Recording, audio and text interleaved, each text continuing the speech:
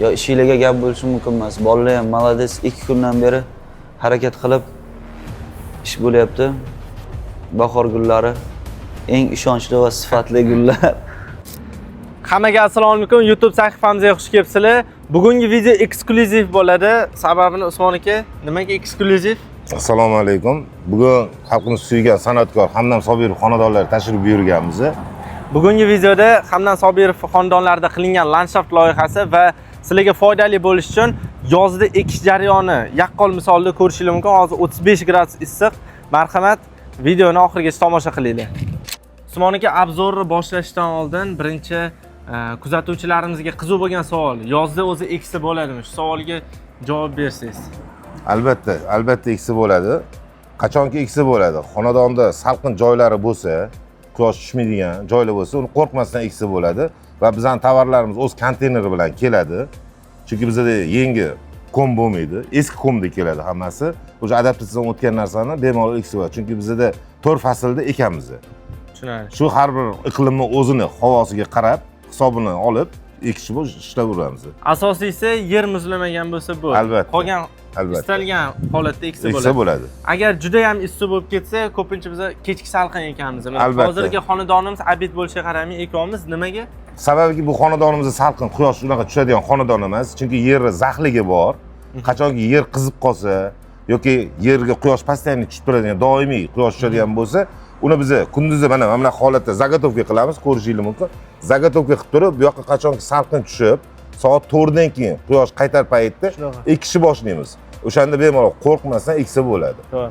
Xudo xolisa biz ekib bo'lganimizdan keyin kechki mana 2-3 kundan keyin kelib alohida yana video olamiz, uni ko'rsanglar bo'ladi.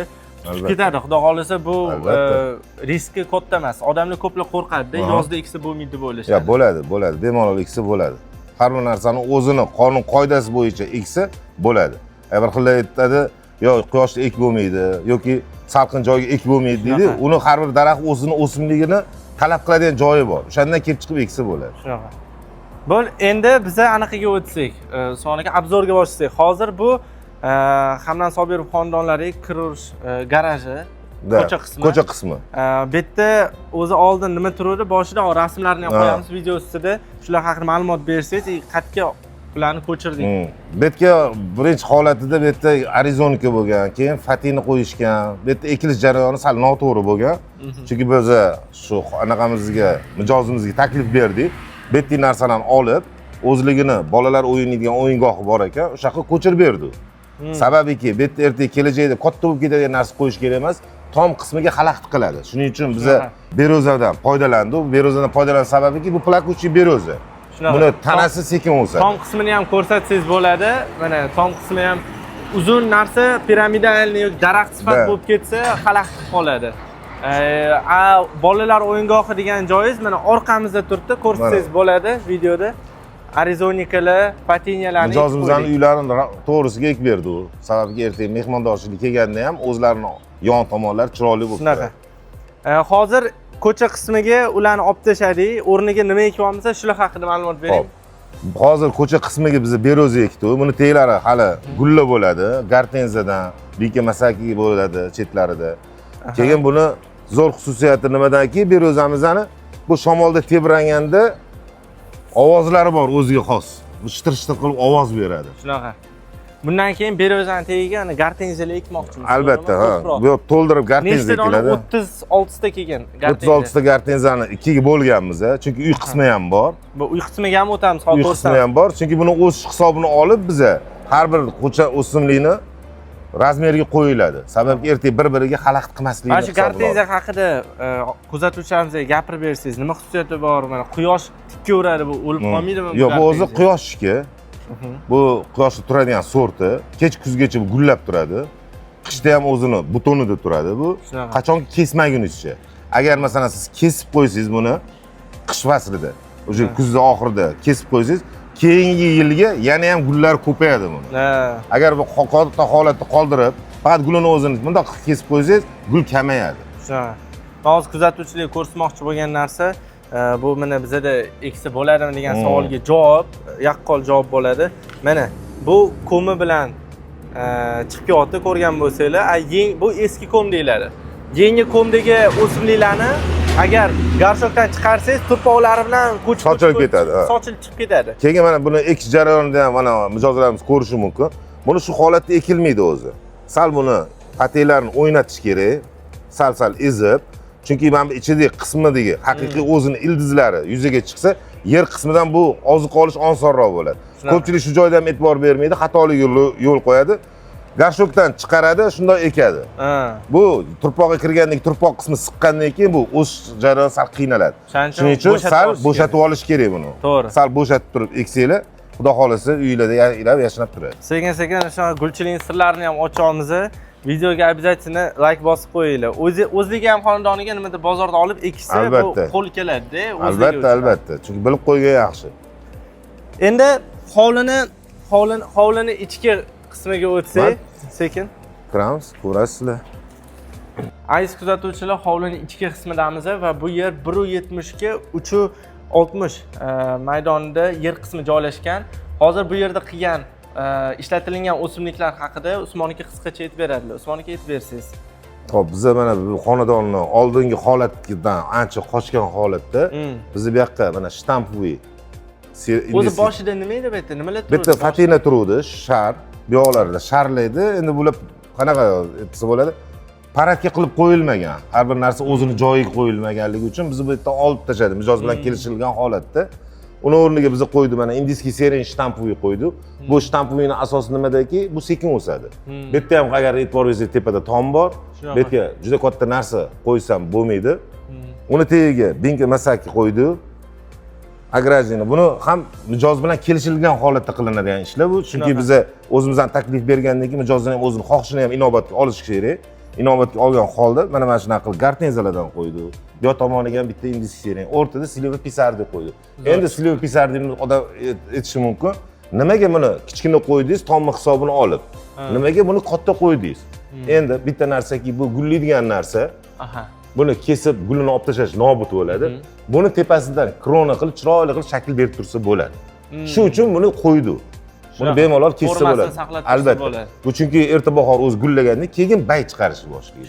Shuning uchun biz formani ushlab turish uchun qo'yganimiz uchun tomga e'tibor bermadik. Tushunarli. Shu tomonlar. Endi yer qismiga kelsak, mana ko'rib turgan joylar hozir ochiq holatda turibdi. Bu joylarda hali o'zining dekoratsiyalari bor, mayda gullari bor, barbarislari bor. Bu mijozimizning holatilarki, mana xonadonimda gazon qilmang.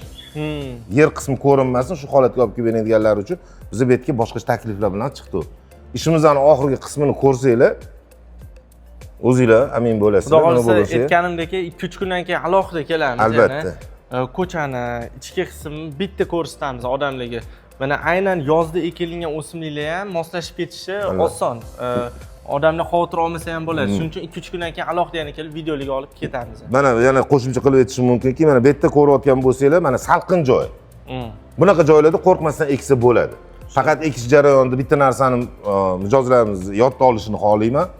Har bir o'simlikni yoz bo'ladimi, kuz bo'ladimi, ekishdan oldin yarmi qismigacha ko'mib olib, suv bo'ktirib qo'yish kerak. Chunki bu ko'mganingizdan keyin quruq holatda bo'lib qolish kerak. Ko'pincha ko'ramiz, odamlar ekishadi, chetiga marzi qilishadi-da, o'shanga suv quyishadi. Lekin o'sha suv ustini to'ldirgandan keyin tagiga suv bormi, yo'qmi hech kim bilmaydi uni. Undan yaxshisi yarmigacha ko'mib turib, sug'arib qo'ysanglar, suv tortib olgandan keyin qolgan turpoq qismini yopsa, bu daraxtlarimiz oziqani ola oladi. To'ppa-to'g'ri. Shuni inobatga olib qo'yish kerak. To'ppa-to'g'ri. O'zlari ham bugun qilsak bo'lmaydi shuni. Charchadi, bolalar. Ertagachi. Bugun shu yerda men olib kelib qo'yib berib ketiraman, lekin ekmaydi, ertaga ekib berish. Yo'q, ertaga hayit namozidan keyin chiqib turib yana qilsa bo'lmaydimi, dars ishlansa hozir? Yo'q, hayitdan keyin bolalarim ishlaydi, men chiqarib yuborsangiz chiqarib yuboraman. Muammo emas. Yo'q, birato'la deyman, shu mavzuni yopardik-da. Mana barchalar ham qurib yotibdi-da, bularni ham hammasini joyini o'sha qilib tekis yopib yuborardik, anaqalarini. Ha, yaxshisini o'rniga qo'yib yuborib. Ha, yaxshisini o'sha yerga qo'yib yuborardik-da, yoki u yoq tarafga yaxshisini qo'yib yuborardik. Gaplashib ko'ring-chi. Sirasi joyida hal qilib yuborardik. Zo'r bo'lardi. Vaqtdan ham ekonom bo'ladi. Mana yoqdimi o'zi? Dahshat. Zo'r, bunga faqat suv quyib turing. Bo'lmaydi, suv quymaysiz. Yo, suv ustidan, daraxt ustidan ham qo'ysam bo'ladi. Ustidan qo'yasiz. Ustidan qo'yib, mana shunaqa. Zo'r narsa bu. Noodatiy, необычный-da. Buni ovozi Zo'rda. O'zingizga reklama qilib tashladimi ovozini? ana qushlar sayraganda edi. Ana shamol bo'lsa, Va shu dahshat bo'ladi. agar shamol bo'lsa, mana qilib turar ekanda. Shunaqa. Menga yoqdi ana tol, majnun tolga o'xshaydi, lekin majnun tolda dekorativni, chiroyli, qulay varianti. Ayniqsa, voy kichkina hovli bo'lsa, Mana bular oq bo'lib gullaydi keyin. Endi g'unchalayapti, oppoq gullaydi. Reklamada ko'rsatdim. mana bular nima bular? Vechni yashil Bular turadi. devor sifat turadi, yopib turadi joyida. Bular ham qalinlashadimi? Ha, qalinlashadi, tez o'sib ketadi bular. Bular qishda ham, yozda ham shoh turadi. Buni kesib turadi, ha? Kesib turadi. Men odamlar yuboraman, o'zlari kesib chiroyli qilib turishadi hovlingizni. Ichkarini ham mana bitta ko'rsataylik. Ichkari ham mana chiroyli bo'ldi lekin. Ichkari ham xudo xolasa, Rosa. ana qaraganda ko'z yayraydi-da. Ha. Yoqdi. Bir oilada mana shu suv quyib, mana qilib qo'ygansiz shu o'rnashib oladi. Hammasi bosilib olib. Yana ham yiriklashadi gullar. Da. Yoqdi. Xudo xohlasa kamchilik bo'lsa, yana bu yog'iga to'g'rilab ketaveramiz, sekin-sekin. Nimadirlar. Hozir qanaqa qum to'kyaptilar? Torf. Torf, ha, bu как vitamin-da bularga. Vitamin и bu yumshoq yerda. Anaqa kesak bo'lib qolmaydigan yer. Ildizlar bemalol rivojlanishiga. Hozir bu yerga suv quyiladi, ha, hozir. Ha, bitta suv quyishadi, tozalab ana qilib ketishadi. Suv quyib berishadi.